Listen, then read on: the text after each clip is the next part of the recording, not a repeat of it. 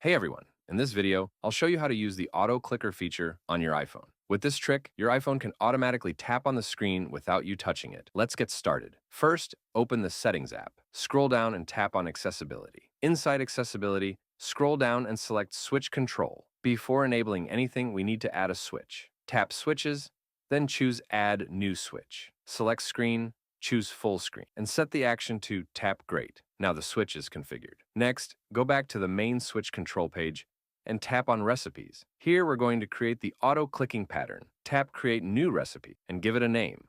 I'll call it Auto Tap. After naming it, select Assign a Switch.